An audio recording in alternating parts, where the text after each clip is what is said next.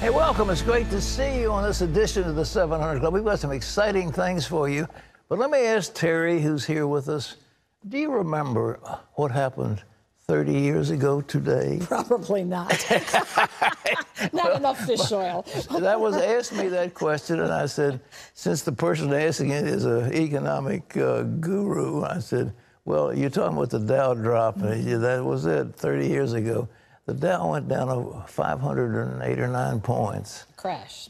Well, I mean, 500 was a huge crash in those days, and everybody got freaked out. And I'm told that the Dow is up 10 times. Wow. What it was then. It was then under 2,000. Now it just crossed 23. 23. Yeah, that's quite amazing. My guru type said that it will probably go up to 1 million. The way it just keeps on going. I mean, give it a century, you know, it's not going to happen overnight. Well, other gurus, along with your guru and members of the Trump administration, are saying that stocks will continue to go even higher and the economy will get stronger if, this is the big if, Congress can pass the president's tax cuts. And Gary Lane has the story. It was a landmark day for the financial markets with big numbers as the Dow closed at a new record high of more than 23,000. Overall, the market's having its best year since 2013, and the overall environment is probably about as good as it's been since that 2006 period. It's been a very strong year. So far, the Dow is up over 17%, with 26 all-time records set since last November. Market analysts say the underpinning of the market is solid, and global economic growth is picking up. A lot of folks would say right now the economy is in a sweet spot. One person called it as good as it gets right now for the U.S. consumer. Even President Trump was amazed at the new record high for the Dow, tweeting, "Wow," and displaying a chart showing the market's steady climb upward since his election just under a year ago. I think the clarity of having the election over was really a big relief to a lot of people. I do think it's fair to say that his election catalyzed something in the U.S. Consumer. Treasury Secretary Steve Mnuchin says the market's rally is based on reasonably high expectations of getting tax reform done. And he warned members of Congress that the market rally could run into trouble if they fail to cut taxes. Mnuchin told Politico, to the extent we get the tax deal done, the stock market will go up higher. But there's no question in my mind that if we don't get it done, you're going to see a reversal of a significant amount of these gains. Earlier this week in a speech at the Heritage Foundation, President Trump said an historic tax cut will unleash a new middle-class miracle and revitalize the economy. Our tax plan will ensure that companies stay in America, grow in America, and hire in America. We will lift our people from welfare to work, from dependence to independence, and from poverty to total, beautiful prosperity. The White House is pushing hard to get tax reform done by the end of the year, but that may not be easy. And as for stocks, analysts say the market will have some corrections, but they believe that over time it will keep heading higher. Gary Lane, CBN News. Well, I think that's good news for those who are heavily invested in the market. Does that include you? A little bit. A little bit. An itty bitty bit? All right. Well, the Senate has to pass a budget bill before it can move to tax reform. But that may not be easy. There was an article in the Wall Street Journal about one senator from Kentucky who seems to be standing in the way of this particular progress. But John Jessup has that report. Here she is. Thanks, Pat. Republicans are desperate for a major legislative and political victory, and they're hoping that will be tax reform. But first, the Senate will try to finally pass a budget bill as soon as tonight so they can move on to taxes. Abigail Robertson brings us that story. Republicans are trying to show unity and gain momentum on their tax reform plan.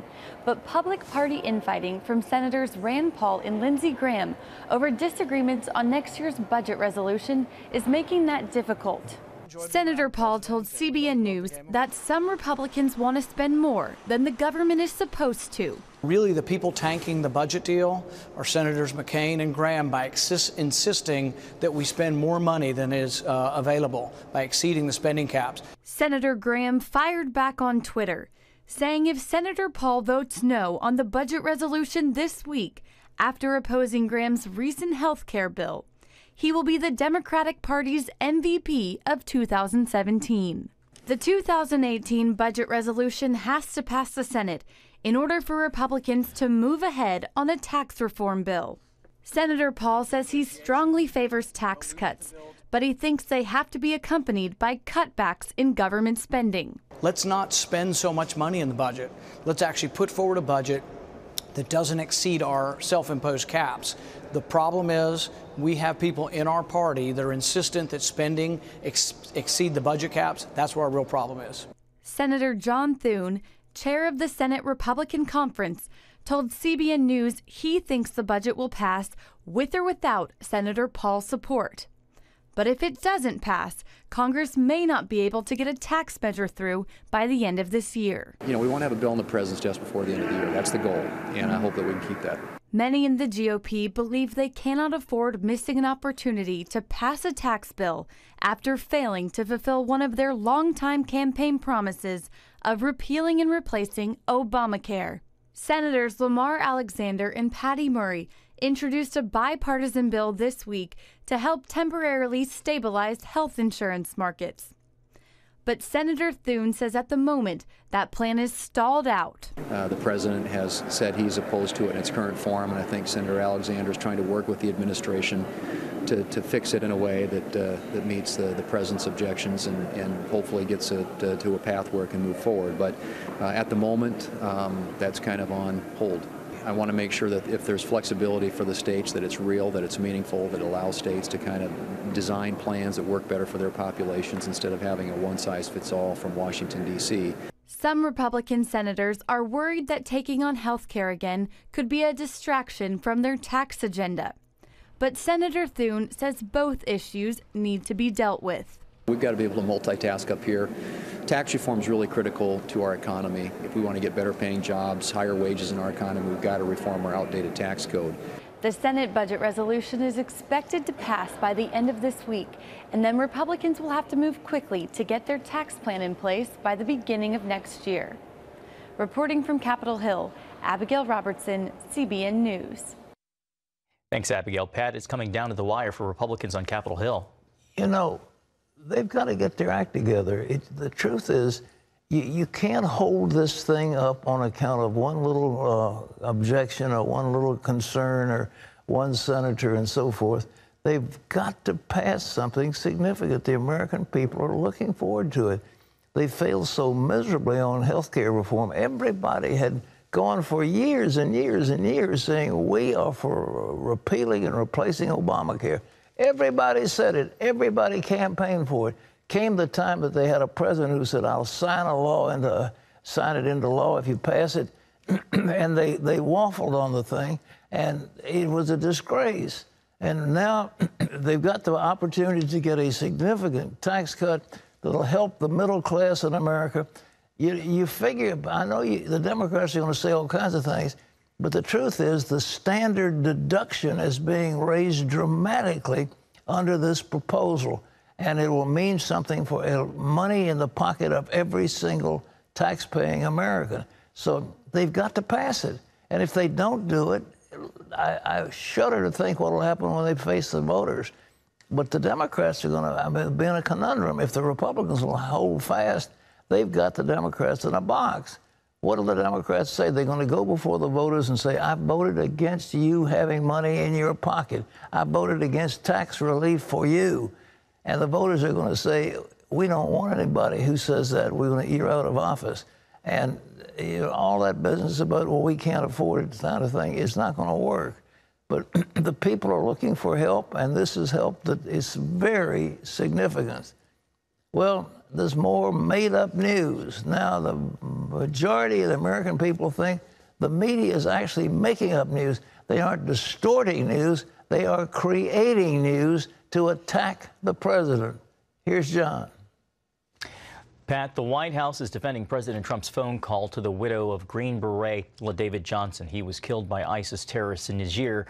White House Chief of Staff John Kelly, a retired Marine general, said he thought the president's statements to pregnant widow Maisha Johnson were, quote, completely appropriate and sensitive, end quote. His response came after Florida Democratic Congresswoman Frederica Wilson heard the phone call and said the president's remarks were insensitive. I heard him say, well, I guess You know he knew what he was signing up for, but it still hurts. And I couldn't believe that he said that.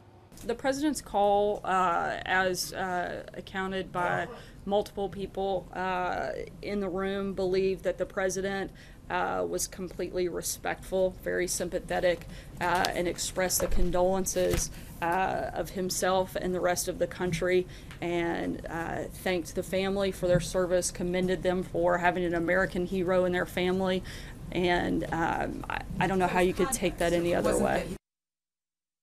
Johnson and 3 others were killed in an ambush 2 weeks ago by 50 ISIS terrorists. Well, as Pat was mentioning earlier, another poll damaging the credibility of the news media, according to a survey from Politico and the Morning Consult.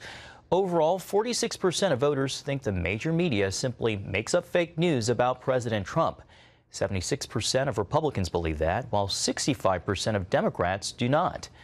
President Trump tweeted about the poll, saying the situation is actually much worse than the results indicate. Pat? You know, you have to, sympathize with the president.